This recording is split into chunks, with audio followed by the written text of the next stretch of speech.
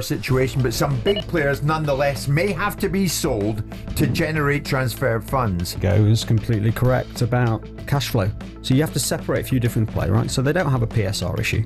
That might have been worth 20 million quid for next season. They're going to be a zero, right? So they're going to have no Europe at all.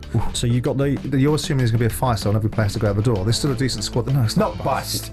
But not literally bust. I think a critical situation from a kind of survival of the club. The key point here is when they talk about selling players, they don't have to necessarily be selling their best players for. 나는 우리 경기장이 실제 가치보다 2배에 달할 정도로 놀라운 타이밍에 건설되었다고 확신한다. 우리는 거대한 구덩이 속에 빠져버렸고 돈을 써야 하는 시기에 두 팔과 발이 묶인 채 일을 하게 되었다. 선수단은 요리되었고 감독은 비난받고 있고 클럽은 타팀과의 협상에서 착취당할 정도로 망가졌으며 무엇보다 최하위 테이블에 있기 때문에 강력한 선수를 영입하여 이 혼란에서 벗어나기 어려워졌다. 지금 상태는 좋은 선수들의 영입을 위해 타팀과 경쟁할 수 있는 위치가 아니다. 간단히 말해서 클럽은 스스로를 망쳤고 우리 모두는 고통받고 있다. 엔제가 시상대로 걸어가고 유로파 트로피를 들기 직전에 레비가 그의 귀에 속삭인다. 너는 해고됐다. 트로피 시상식을 상상해보자면 우리가 방금 맨유를 이겼다.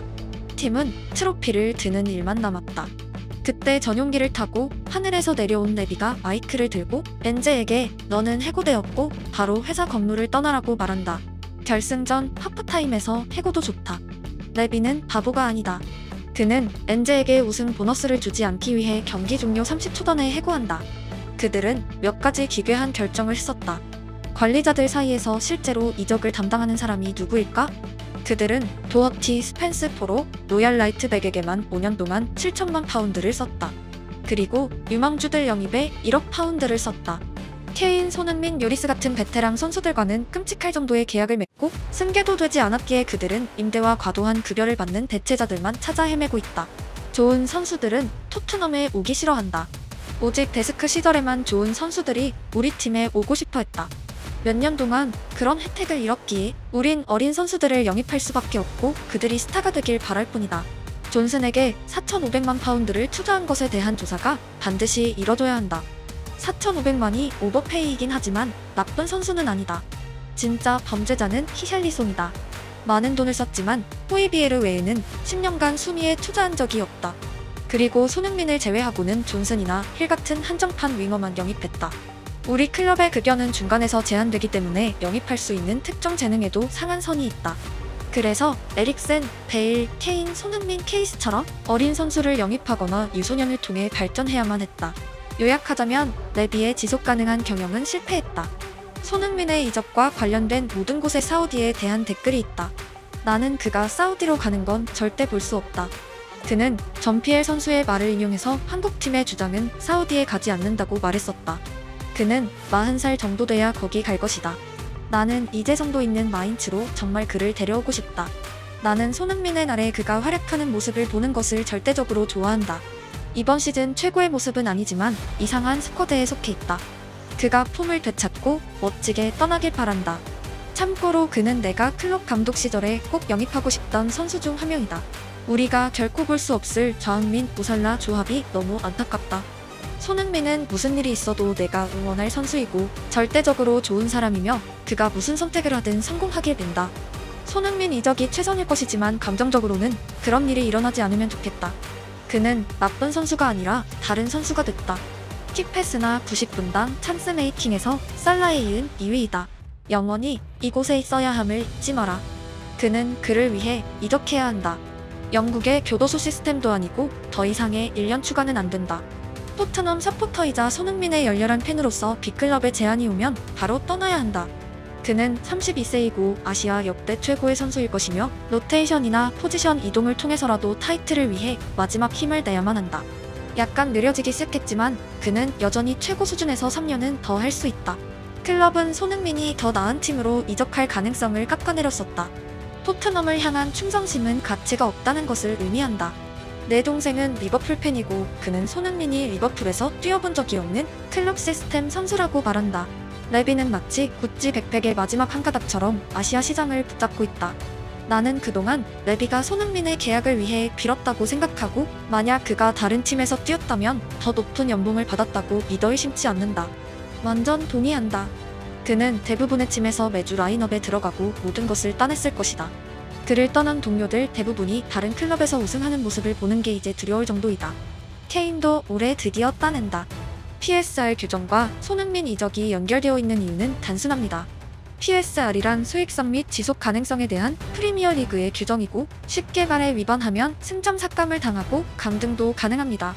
가까이는 2년 전 에버튼이 PSR 위반으로 10점 감점을 당했고, 눈치채셨겠지만 새 경기장을 지은 구단들이 주로 이슈가 되었으며, 당시 에버튼은 새 경기장을 위한 대출의 세금 문제와 관련이 있었습니다. 더 쉽게 말해 수익과 지출의 밸런스가 필요하고, 토트넘은 엔제의 2년간 4억 5천만 파운드를 영입에 투자했지만 해당 기간에 수익은 급감했습니다. 지출을 줄이거나 드라마틱한 수익을 올려야 하고, 손흥민은 그동안 토트넘에게 장기적인 캐시카우였습니다. 아시아 기업들의 스폰서와 유니폼 판매나 투어 등에서 올리는 다각적인 수익이었고, 토트넘의 높은 이익률 신화의 주역이었습니다.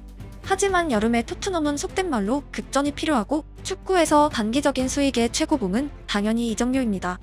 토트넘은 주요 선수의 매각이 불가피하고, 여기서 유로파 우승 여부가 큰 변수가 되었습니다. Spurs summer situation, but some big players nonetheless may have to be sold to generate transfer funds. What Simon told us 3 weeks ago is completely correct about cash flow. So you have to separate a few different things here. You have to separate financial fair play, right? So they don't have a PSR issue, right? They're completely clear on PSR. If they don't get Champions League, they have a huge hole in the P&L for next. That might be worth 20 million quid for next season. They're going to be a zero, right? So they're going to have no Europe at all. So you've got the PSR situation, you've got the budget situation, and then you've got Simon's point, which is around cash. That might be worth 20 million quid for next season. They're going to be a zero, right? So they're going to have no Europe at all. So you've got the thing like 250 million quid of historic transfer fees, installments on those, the wages, the debt service, and the running costs of the club. And they are very, very significant here. Daniel Levy's not in a position to put any more money in. He's a very wealthy guy because of his holding of shares. Right. But unless he sells those shares, he doesn't have the cash to put into the club. That leaves being effectively the only funder around for Spurs from a cash perspective, because they can't raise any more debt. Sell some footballers, they won't have the cash to. You're assuming there's going to be a fire sale and every player has to go out the door. There's still a decent squad that's underperformed No, but it's this win the year. Europa League or bust. No, it's Not bust. But Not literally bust. not literally I bust. think the key point here is when they talk about selling players, they don't have to necessarily be selling their best players for cash. Okay, so this is not a case where they need to make a critical situation from a kind of survival of the club. I get that, but they certainly could do with winning the Europa League, and that's why Tottenham really do need to win the Europa League, Sam, But so to did get into the Champions League to get the money. Manchester United. I mean, you just heard Jim Ratcliffe tell us the most ridiculous story that they didn't have any money in November. And that ultimately they've got these sort of challenges. United need it just as much. All of these clubs need it. It's unbelievable. I mean, they have a wage bill that's lower than the other big six teams, but they still have a wage bill over £200 million. To finish in that position with that number of defeats is obviously a disastrous season, and of course the scrutiny is going to come from it. Yeah. Observations. Because his team is 17th in the league. It's an appalling season. They might get out of jail by winning the Europa League to some extent. I suspect he won't be there to benefit from that win anyway. But the fact of the matter is, this is an appalling season. Whatever benefits they've gotten. 손흥민 팬 입장에서는 차라리 유로파 우승에 실패해야 돈이 급한 레비가 어떻게든 손흥민을 이적시킬 것이라 생각하실 수도 있지만, 그 경우의 수에선 사우디가 레비에게 가장 매력적인 카드가 됩니다. 조던 핸더슨은 사우디에서 무려 618억의 연봉을 받았고, 유럽 클럽 기준에선 상상조차 할 수 없는 괴랄한 규모입니다. 네이마르가 알힐랄로 이적할 때 이적료는 약 1,353억 원이었고, 당시 유럽의 어느 클럽에게도 잠재적 부상 위험이 있는 네이마르를 위해 쓸 수 없던 금액이었습니다. 토트넘 멤버 가운데 하나가 PSR 해결을 위해 꼭 사우디에 간다면 누가 가장 높은 이적료를 받을까에 대한 대답은 정해져 있습니다. 사우디는 당장의 경기력뿐 아니라 이름에 돈을 쓰는 클럽들이 다수이고, 왕실이나 가문의 명예 같은 특이한 요소들을 축구판으로 가져온 신기한 리그입니다. 쉽게 말해 호날두의 득점보다 우리 팀에 호날두가 있다는 명예를 위해 유럽 팀들이 쓸 수 없는 돈을 만들어내고 있습니다. 사우디 리그 우승, 마침 우승을 통해 예상되는 수익을 압도하는 지출을 기록하는 이유이고, 거기는 PSR 같은 규정도 없습니다. 결국 손흥민의 이적은 과거 토트넘 선수들의 풍경과 다소 다른 타이밍에 이슈가 되고 있고, 손흥민 본인이 원하는 팀을 관철하기 위해서 상당히 격렬한 테이블이 예상됩니다.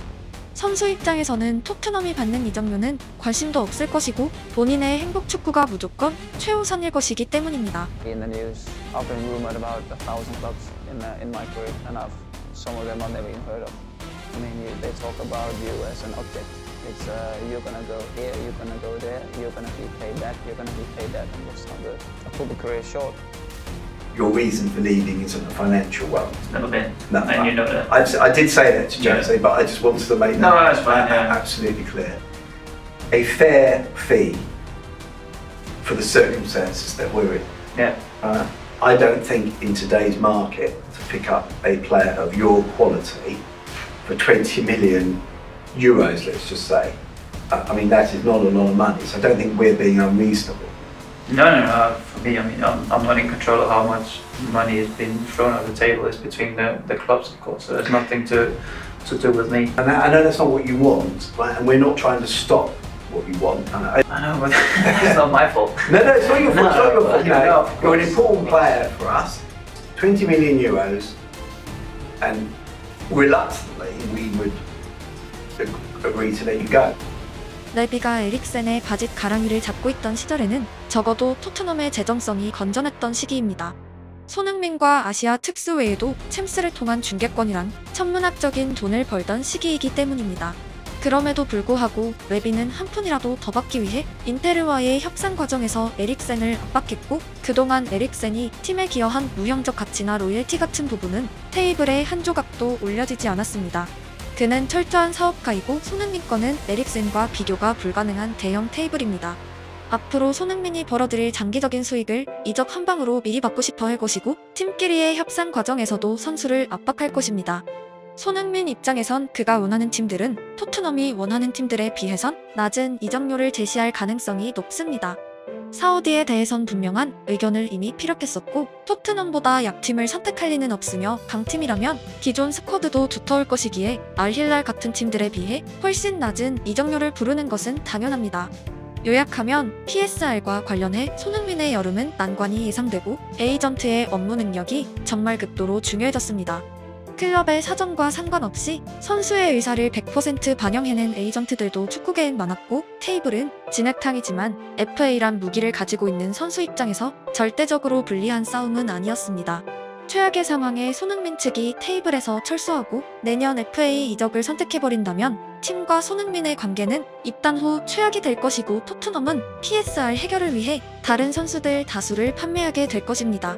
이 경우 손흥민은 1년 후 더 많은 팀과 협상이 가능한 장점이 생기지만 한 살 더 많은 상태에서 새로운 테이블을 준비하는 단점, 그리고 지금보다 더 주력 선수가 이탈하고 유망주가 채워진 토트넘에서 암흑의 마지막 1년을 보내야 한다는 단점이 발생합니다. 참고로 레비가 1년이라도 손흥민을 유지하고 한국 수익을 벌어들일 것이라는 의견들이 있지만, 그와 관계한 수익의 가장 높은 퍼센테이지는 스폰서십이고 계약 기간이 있기 때문에 올여름에 손흥민이 이적하더라도 이후 몇 년간은 수익이 보장되어 있습니다. 다만 추가적인 스폰서가 없을 것이고, 이는 올여름에 가나 내년에 가나 동일합니다. 손흥민의 계약을 1년 남기고 한국 기업들이 올해 토트넘과 스폰서십을 위해 높은 금액으로 새로 참여할 가능성은 낮고, 내년에 입단할 새로운 팀을 주목할 것이기 때문입니다. 1년간의 유니폼 판매와 한국 팬의 경기 티켓 수익보단 이적료가 당연히 높은 규모이므로 레비 입장에선 내년에 FA 손흥민을 공짜로 놓치는 것보단 여름에 이적시키는 것이 산술적으로 이득입니다. 또한 앞서 언급했지만 토트넘은 재무적으로 1년간의 장기적인 수익보다 일시불이 필요하고, 한국 팬들을 모아서 1년치 유니폼 판매를 하루에 할 수는 없습니다. 결국 레비와 손흥민 모두에게 올여름이 최적의 타이밍이란 공통사항, 레비는 사우디, 손흥민은 유럽을 원할 것이라는 대척점이 협상의 최대 키워드입니다. 또한 유로파에서 우승하고 재정적 건전성을 회복한 상태에서 테이블이 열리는 것이 손흥민 입장에선 더 나은 시나리오입니다. 토트넘 입장에서 손흥민과의 훈훈한 작별 장면은 미래 선수들의 이름을 바꿀 수 있는 제법 주요한 주제이지만, PSR이 걸리고 돈이 절대적으로 필요해지면 계산기만 두드릴 것이기 때문입니다. 4년 전에 플러스 1년 계약이란 이해하기 힘든 도장을 결정했던 손흥민 측의 에이전트가 당시의 선택을 반면교사로 삼아서 올여름에는 최상의 결과를 도출하길 기대합니다.